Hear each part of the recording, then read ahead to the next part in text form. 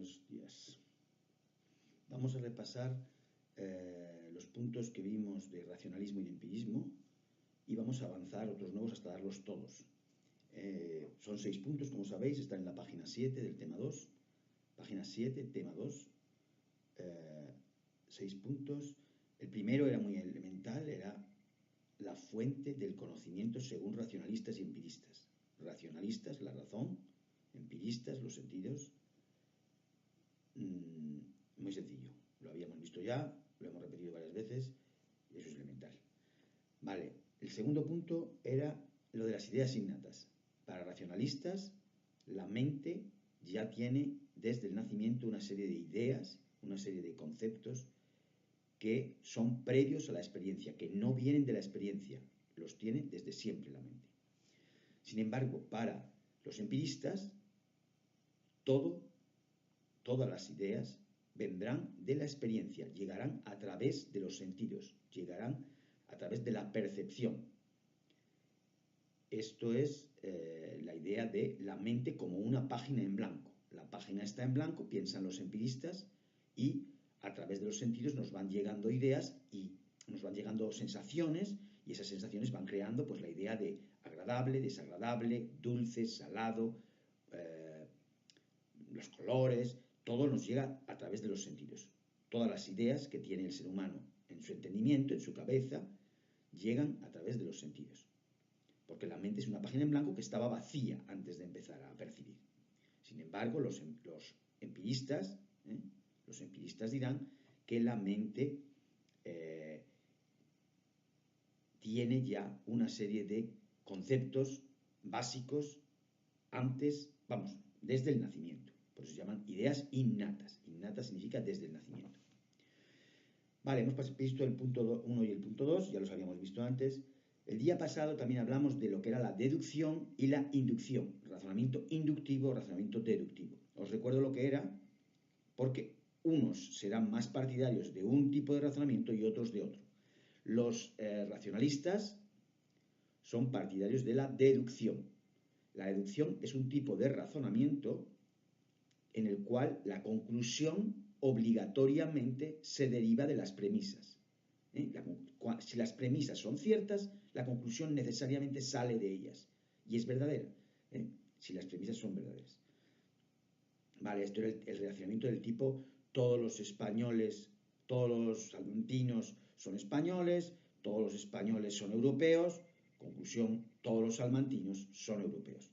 Si las dos premisas son ciertas, la conclusión que se deriva necesariamente es así. Es cierta también.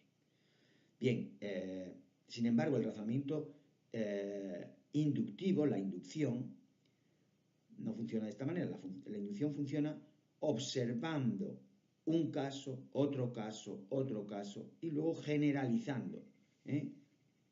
Generalizando.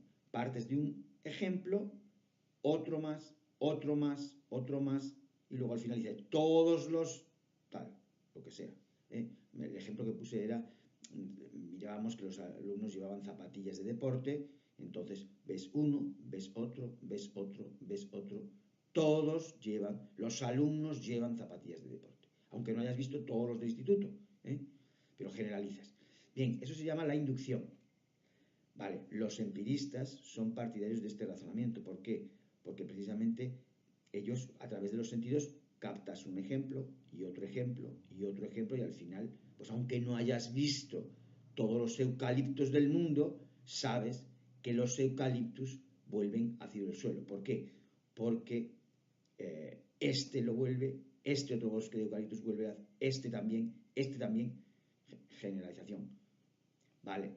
Este tipo de razonamiento no es concluyente, es decir, podría pasar que un alumno no llevara zapatillas de deporte, pero como has visto muchos, generalizas para todos. Bien, ese es el tercer punto. Entonces, razonamiento deductivo para los racionalistas, razonamiento inductivo para los empiristas. Vale, lo que viene a continuación es lo de la intuición intelectual y la intuición sensible. Intuición intelectual y sensible. La intuición intelectual es aquella en la cual la razón capta la realidad de las cosas. Capta la realidad de las cosas. Es como un vistazo de la razón en la cual capta la realidad. Es la intuición intelectual. La intuición sensible es percibir a través de los sentidos. Pues se llama sensible, sensibilidad, los sentidos. Vale, entonces, pues para los racionalistas, el ser humano va a tener una especie de capacidad de captar la realidad directamente, a través de la intuición sensible, intuición intelectual, y para los empiristas no existe la intuición intelectual, no es posible captar la realidad con la razón, sino que se llegará a ella a través de los sentidos, a través de la intuición sensible.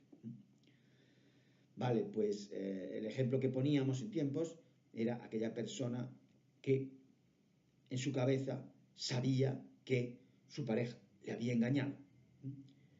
Intuición intelectual. Y sin embargo la otra persona, intuición sensible, había visto un vídeo de su pareja engañándole. Intuición sensible. Entonces estaba convencido de que su pareja le había engañado porque había visto a través de los sentidos unas pruebas, Vale, intuición intelectual, intuición sensible, los racionalistas, intuición intelectual, los empiristas, intuición sensible. Bien, pues entonces ahora este es el punto 4, y ahora viene el ideal de ciencia para unos y otros. ¿Qué ciencia es la ideal para ambos? Vale, los racionalistas piensan que las matemáticas son la ciencia ideal, la ciencia de la que hay que tomar modelo para el conocimiento humano, las matemáticas. Vale, pues, ¿por qué? Porque las matemáticas se utiliza la deducción, y las matemáticas es algo puramente racional. Alguien en su cabeza puede hacerlas, ¿sabes? Con un papel, digamos, no hay que mirar el mundo, simplemente es razonar. Entonces, con un papel en su cuarto, en su cabeza, pensando, puede calcular, puede lucurar, puede razonar todas las matemáticas.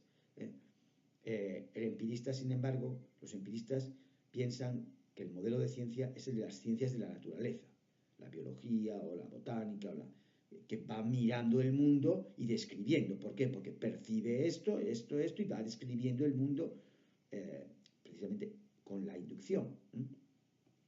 Vale, entonces, ciencias de la naturaleza, ciencia ideal para los empiristas, matemáticas, ciencia ideal para los racionalistas. Bien, pues lo que queda es el punto 6, que está explicado también en la página 8. Ya hemos dicho que la página 8 no entra para este examen corto que haremos, pero está explicado en la página 8. Entonces conviene leerlo ahí, en el punto 4.4, los límites del conocimiento. ¿Existen límites del conocimiento? Y entonces ahí dice, para Descartes no hay límites al conocimiento. La intuición intelectual puede captar toda la realidad, incluso realidades metafísicas del tipo de Dios o el alma. Repito, los racionalistas creen que la razón humana es capaz de comprender, de captar, de descubrir las realidades metafísicas. No hay límite para el conocimiento. Son optimistas con respecto al conocimiento. Sin embargo, los empiristas piensan que no hay intuición intelectual, por tanto, la mente humana no es capaz de comprender determinadas realidades. Existen unos límites al conocimiento. ¿Qué límites son esos? La experiencia sensible. Aquello que no se pueda captar con los sentidos, no podemos conocerlo. Entonces, son pesimistas con respecto al conocimiento. Son pesimistas en el sentido de que solo podremos conocer aquellas realidades que se presenten a los sentidos, que se puedan ver, tocar, oír. Bien, entonces, para los empiristas existen límites al conocimiento, son pesimistas porque está limitado el conocimiento y no podemos conocer realidades metafísicas. ¿Por qué no la podemos conocer? Pues porque a Dios no se le puede ver, el alma no se puede ver. ¿De acuerdo? Bien, eso está contado en el apartado 4.4, está contado en el primer párrafo lo de Descartes, en el segundo párrafo lo de Hume, y luego está contado también lo de Kant en el último párrafo. Pero vamos a pasar entonces a la página 10, donde explica las ideas de Kant, y veremos con detenimiento otra vez la historia esta de las realidades metafísicas. Vale. En la página 10 hay otra vez otro resumen de lo que piensan los racionalistas, de lo que piensan los empiristas. Entonces los primeros párrafos son para, resumiendo otra vez, ideas que ya hemos contado. Naturalmente estas ideas no hace falta estudiarlas de nuevo, sino que se trata de estudiar las ideas que ya te sabes y poderlas contar de una manera, de otra, lo que sea, pero no hace falta estudiar cada uno de los folios. Lo que hace falta es estudiar las ideas que aparecen en los folios repetidamente. Bien, párrafo 1, racionalistas, párrafo 2, Descartes, también racionalista, párrafo 3, empiristas, todo eso es resumen, es lo que acabamos de decir de los límites del conocimiento, y ahora está Kant. El párrafo cuarto de la página 10 es muy importante. El párrafo cuarto de la página 10 es muy importante. Es el resumen de la teoría del conocimiento de Kant. ¿Os acordáis que Kant hacía una síntesis entre racionalismo y empirismo? Quería hacer una síntesis, coger de ambos y entender el conocimiento en toda su complejidad, tomando la razón, tomando los sentidos y viendo qué parte pone cada uno en el conocimiento. Bueno, pues entonces el párrafo cuarto dice: Kant va a aprender de ambas corrientes. Por un lado, acepta que la experiencia sensible es necesaria. Los sentidos son necesarios. Sin sentidos no hay conocimiento. Sin percepción no podemos captar nada. Esto lo decía ya Hume, y él lo acepta. Pero Hume decía que bastaba con los sentidos. Vale, pues Kant va a decir que los sentidos no son suficientes. Los sentidos no son suficientes. ¿Por qué? Porque la razón pone orden en esos datos de los sentidos. La razón tiene unas categorías, unos conceptos previos que organizan el conocimiento. Ahí dice que hay unas estructuras básicas del pensamiento, necesarias para conocer las cosas. Sin la razón, los datos de los sentidos serían datos inconexos. Vale, yo comparaba esto a una estantería, es decir, imaginad que la realidad fuera un montón de libros, van llegando a la mente un libro y otro libro y otro libro. Vale, eso sería un montón de libros sin orden ni concierto. Vale, la razón lo que hace es organizar esos libros. Entonces tiene la razón, esas ideas innatas de Descartes serían la estantería que está en la mente y que organiza novela, lo coloca aquí, libro de ensayo, lo coloca aquí, libro de viajes, lo coloca aquí, diccionarios, los coloca aquí, novelas, las coloca aquí. Es decir, la estantería está ya hecha. Las estructuras básicas del pensamiento organizan los datos de los sentidos, y entonces pues permiten conocer el mundo. Sin sentidos no hay realidad, no hay conocimiento, pero sin razón tampoco. Es decir, que son necesarias las dos. Coge los sentidos de los empiristas y las ideas innatas, que en este caso son estructuras básicas del conocimiento, del pensamiento, las coge, que serían las ideas innatas de Descartes. Vale, pues entonces hay algunas ideas, como ejemplo de esto, que sería, por ejemplo, la idea de causa. La idea de causa, según Kant, es algo que pone la razón. Los datos nos dan muchas cosas, los sentidos nos dan muchas cosas, pero la razón ordena. ¿Cómo ordena? Diciendo, mira, esto es causa de esto. Si solo tuviéramos sentidos, pues percibiríamos una cosa, otra cosa, otra cosa. Por ejemplo, percibiríamos el sol, y luego al rato percibiríamos calor, pero no tendríamos por qué saber que el sol es el que da el calor. Sin embargo, en la mente existe una idea que es la causa. Unas cosas causan otras. Cuando aparece el sol y al ratito notamos calor, entonces decimos que el sol es la causa de nuestro calor. Entonces, pero la causa no la hemos aprendido de los sentidos según Kant. Es una de las estructuras básicas del conocimiento que hace que comprendamos, que ordenemos, que organicemos los datos en causas, efectos y todo eso. Bien, pues entonces solamente falta por explicar una cosa, que es dos conceptos de Kant, que los explicaremos más adelante también en la próxima clase, que son el noúmeno y el fenómeno. Noúmeno y fenómeno. Para Kant, la realidad puede dividirse en dos partes, o existen dos realidades, digamos. Una es la realidad tal y como es, independientemente de nosotros. Eso se llama noúmeno. Noúmeno, la realidad como es ella.